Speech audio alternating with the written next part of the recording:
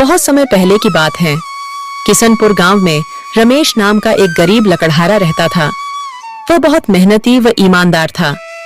रमेश प्रतिदिन जंगल जाता और वहां से लकड़ी काटकर उन्हें बाजार में बेचता था। लकड़ी काटकर जो धन मिलता था उसी से उसका गुजारा चलता था। सुनो जी, तुम कोई और काम क्यों नहीं करते हो? इससे हमारा सही से गुजारा नहीं होता है। क्या करूं? भाग्यवान कोई और काम भी तो नहीं मिल रहा है। अगले दिन रमेश लकड़ी खोजते खोजते घने जंगल में पहुंच जाता है।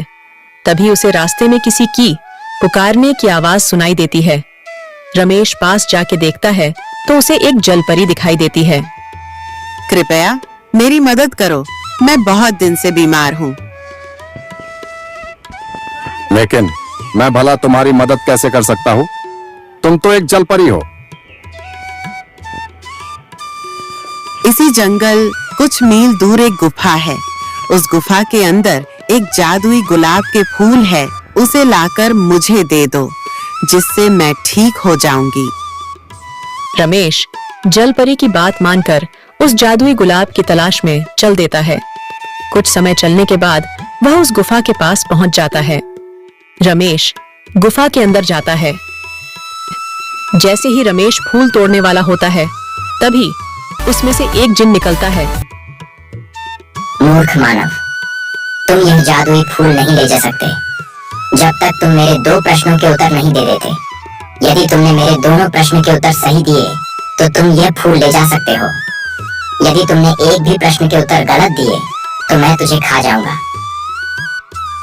ठीक है, पूछो अपने प्रश्न।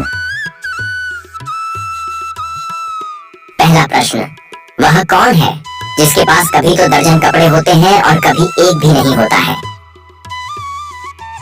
वॉशिंग मशीन है। कभी इसके पास ढेर कपड़े होते हैं और कभी एक भी नहीं होते। बिल्कुल सही उत्तर। दूसरा प्रश्न, वह क्या है जो है तो सोने की मगर सोने से भी सस्ती है? रमेश कुछ देर सोच में पड़ जाता है। इसका उत्तर चारपाई है। यह है तो सोने की मगर सोने से भी सस्ती है। तुमने मेरे सभी प्रश्नों के उत्तर सही दिए हैं। अब तुम यह फूल ले जा सकते हो। यह कहकर जिन वहां से चला जाता है। रमेश फूल लेकर सीधे जलपरी के पास जाता है।